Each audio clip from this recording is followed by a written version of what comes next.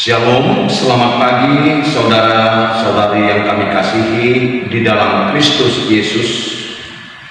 Selamat bertemu kembali dalam renungan harian, yaitu pada hari Kamis tanggal 19 September 2024. Firman Tuhan yang mengajak kita pada saat ini kami baca di dalam kitab Yehezkiel pasal 18 ayat yang keempat. Demikian dikatakan, sungguh semua jiwa aku punya, baik jiwa ayah maupun jiwa anak aku punya, dan orang yang berbuat dosa itu yang harus mati. Demikian pembacaan firman. Bapak, Ibu, Saudara yang terkasih dalam Kristus Yesus Tuhan kita, nah, pada hari ini memberi pemahaman kepada kita tentang soal atau tanggung jawab orang percaya sebagai pengikut Tuhan. Karena itu lewat firman Tuhan ini kami mau menyampaikan ada dua hal yang harus kita renungkan dalam kehidupan kita sehari-hari dan dapat kita laksanakan di tengah-tengah kehidupan masing-masing. Yang pertama, soal kepemilikan jiwa, di mana kita tahu bahwa Allah adalah pemilik semua jiwa, baik itu jiwa orang benar maupun tidak.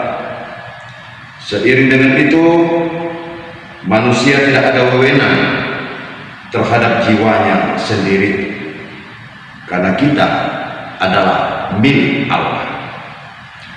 Bagi kita yang hidup di dalam kebenaran Allah, telah mendapat jaminan bahwa kita telah menerima tempat untuk tinggal bersama-sama dengan Allah, karena Allah menjadikannya rumah Bapa bagi orang-orang yang bersekutu dengannya, dan telah menjadi keluarga Allah sesudah kehidupan kita di dunia ini.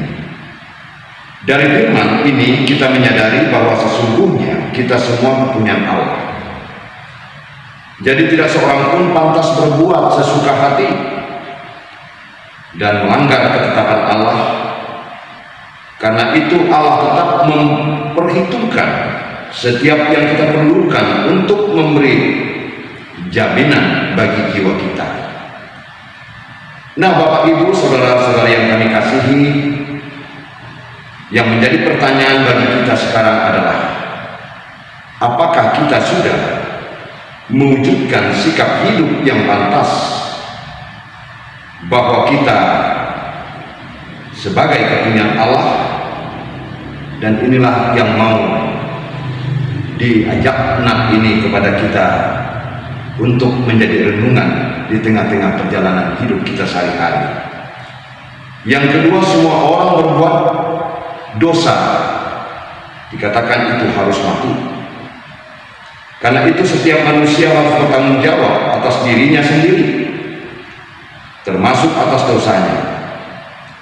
Itu sebabnya kita perlu meneladani cara Tuhan mengampuni dan memaafkan kesalahan bersama, membuang yang tidak berguna atau yang telah rusak, dan mau memulai kembali dengan hal yang baru yang begitu banyak berharga di tengah-tengah kehidupan ini.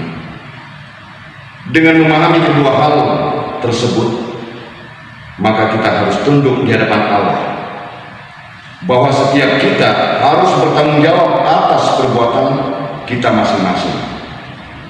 Jiwa kita adalah milik Tuhan, karena kita harus memberi tanggung jawab tersebut kepada Tuhan atas penggunaan jiwa dari segala dosa dan kejahatan kita, agar Tuhan memberi pengampunannya bagi setiap kita yang berseru dan datang kepadanya.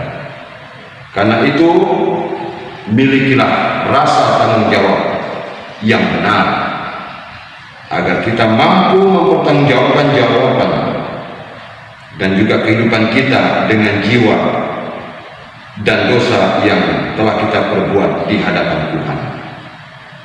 Tuhan Yesus memberkati. Mari kita berdoa.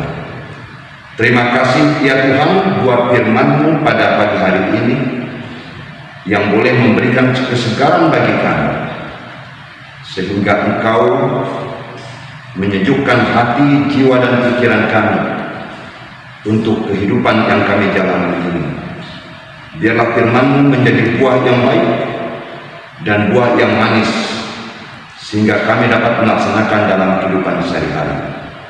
Terpuji, termulia Engkau Tuhan, dalam nama anak Yesus Kristus kami berdoa.